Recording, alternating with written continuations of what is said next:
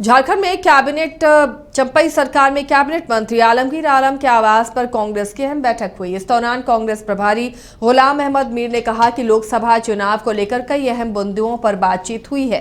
प्रत्याशियों के नामांकन को लेकर भी चर्चा हुई है। उन्होंने कहा कि जाहिर है कि टिकट बंटवारे को लेकर कुछ नाराजगी जरूर सामने आई है, लेकिन यह आलाकमान का फैसला है। टिकट देना और टिकट बदलना, चुनाव में कई सारे समीकरण परिस्थितियां होती हैं, इसी आधार पर फैसला लिया जाता है। वहीं राजेश ठाकुर ने कहा कि चुनाव का वक्त है, लिहाजा बैठक होना लाजमी है। वहीं उन्होंने दीपिका पांडे के टिकट कटने के मुद्दे पर कहा कि मीडिया में भी लगातार खबरें चल रही थी और पार्टी के अंदर कार्यकर्ताओं में भी कई तरह की नाराजगी थी, लिहाजा आलाकमान के पास ये इनपुट्स थे। आलाकमान इन्हीं इनपुट्स के आधार पर टिकट देने और बदलने का काम करता है। करके हम लोग सभी लोग उसमें शामिल हो पाए, उस संदर्भ में चर्चा हो रही है। जो ममता भूया जी का नॉमिनेशन है उसमें कैसे हम शामिल हो पाए और कैसे जो सुखदेव भगत जी का 25 तारीख को नॉमिनेशन है उसमें कैसे सभी दलों के नेता मिल बैठ करके तय करके और आगे बढ़े, ताकि जो कल उलगुलान से संदेश गया है पूरे झारखंड में मजबूती का, तो हम ये कह सकते हैं कि उस मजबूती को बरकरार रखने के लिए जिस तरह से हमने उलगुलान रैली में सबने एक मंच साझा किया, उसी तरह से हर मंच को साझा करते हुए हम जीत को कैसे सुनिश्चित करें उस पर चर्चा बैठकें होती रहेंगी। और हमारी जो कल से नॉमिनेशन शुरू हो रही है झारखंड की, उसमें कल भी 2 जगह नॉमिनेशन है, चाईबासा और खूंटी में। तो उसका जॉइंट मैकेनिज्म ऐसे चले जैसे आपने कल देखा इंडिया गठबंधन की एक ज़ोरदार अपील, और उस अपील को तो ग्राउंड पर लेना है। इसकी कल शुरुआत है, तो हमारी कोशिश है कि पहले दिन से एटमॉस्फेयर बने, सबको साथ लेकर चलें और सीटें जीतें। सत्यानंद भोक्ता और मिथिलेश ठाकुर जी भी यहाँ आए थे और इस बैठक में कहीं न कहीं आपसे पार्टनर्स है ना। झारखंड प्रदेश जनता दल यूनाइटेड के महासचिव और राष्ट्रीय परिषद सदस्य सुशील कुमार सिंह ने संवाददाता सम्मेलन में बताया कि जदयू के राष्ट्रीय अध्यक्ष और बिहार के मुख्यमंत्री नीतीश कुमार के निर्देश पर पदाधिकारियों कार्यकर्ताओं की बैठक की गई, जिसमें सर्वसम्मति से ये निर्णय लिया गया कि गठबंधन धर्म का निर्वाह करते हुए धनबाद लोकसभा क्षेत्र से भाजपा प्रत्याशी ढुल्लू महतो की जीत सुनिश्चित करने के लिए जदयू पूरी मजबूती से काम करेगा।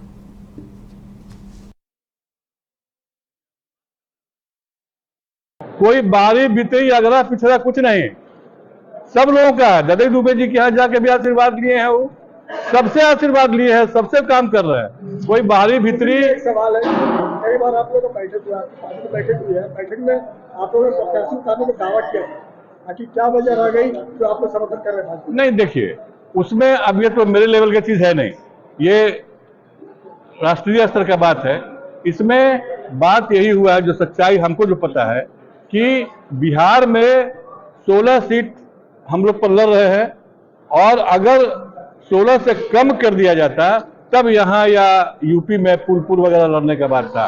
लेकिन नीतीश जी ने स्वीकार किया कि नहीं, यहाँ बीजेपी का चूंकि बहुत बढ़िया यहाँ पर है संगठन, इसलिए कि नहीं। कैंडिडेट के लिए क्या नीतीश कुमार धनबाद आएंगे उनके प्रचार के लिए? अगर ये लोग तय करेंगे तो निश्चित तौर पे आएंगे। हम लोग तो चाहते हैं, हम लोग बल्कि मांग करेंगे कि नीतीश जी एक बार जरूर आए यहाँ पर, और उनके आने से वोट में काफी इजाफा होगा। भारतीय राष्ट्रीय कांग्रेस द्वारा गोड्डा लोकसभा निर्वाचन क्षेत्र से कांग्रेस विधायक दल के उपनेता प्रदीप यादव को प्रत्याशी बनाया गया है। रांची में आयोजित उलगुलान न्याय महारैली से भाग लेकर रांची से गोड्डा आने के दौरान जसीडीह स्टेशन पर रांची गोड्डा इंटरसिटी के ठहराव के समय देवघर जिला कांग्रेस के नेता, पदाधिकारी और कार्यकर्ता और समर्थकों से विधायक प्रदीप यादव ने मुलाकात की और समर्थकों ने उन्हें बधाई दी।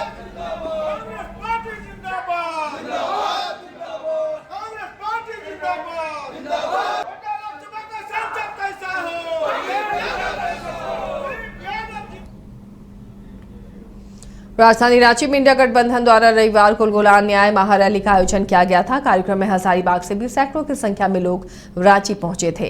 रांची पहुंची महिलाओं ने आरोप लगाया कि पैसे का प्रलोभन देकर कार्यक्रम उन्हें ले जाया गया, जिस पर जेएमएम नेता संजय सिंह ने कहा कि यह सारा आरोप बेबुनियाद है। उन्होंने कहा कि पैसे का प्रलोभन किसी को भी नहीं दिया जाता है, कार्यकर्ता अपनी मर्जी से आते हैं। देखिए, ये जो आरोप लगाया गया है ये बेबुनियाद है।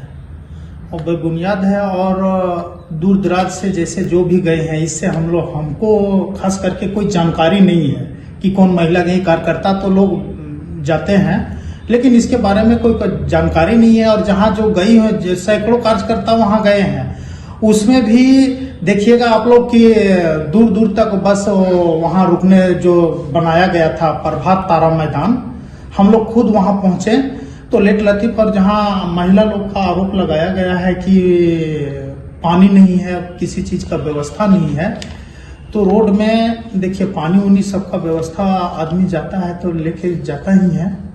और जहाँ तक बोला गया है कि नहीं सो ये आपको व्यवस्था नहीं किया गया पानी का, या हम लोग खुद अपने अपने से जहाँ जो है पानी का कम से कम तो व्यवस्था हर जगह में रहता है। अच्छा, कुछ महिलाएं ये भी बता रही हैं कि पैसे का प्रलोभन देकर के उन्हें ले जाया गया था कि कुछ पैसे मिलेंगे, लेकिन ना तो महिलाओं को पैसे मिले, ना ही खाने पीने को कुछ मिला गया। इस पर क्या? नहीं, ये ऐसी बात नहीं है। देखिए, पैसे का तो कभी हमारे पार्टी में कभी किसी तरह का कोई बात ही कभी नहीं हुआ है कि कोई पैसा का। नगर निगम का भी बात आया है कि सरकारी प्रोग्राम है, इसमें जाना ले जाया जा रहा है। नहीं, ये सब जो बातें आई हुई है मैं इसका खंडन करता हूं और ये सब बेबुनियाद है। रांची के समाहरणालय में लोकसभा आम निर्वाचन 2024 में आवश्यक सेवा में लगे एब्सेंटी वोटर्स को पोस्टल बैलेट के द्वारा मतदान की सुविधा उपलब्ध कराने से संबंधित बैठक आयोजित की गई। बैठक में वीडियो के माध्यम से पोस्टल बैलेट के जरिए मतदान करने की संपूर्ण जानकारी दी गई। बैठक में बताया गया कि जो भी चुनावी कार्य में लगे हुए हैं उनके लिए विशेष रूप से पोस्टल बैलेट की सुविधा उपलब्ध कराई जाएगी।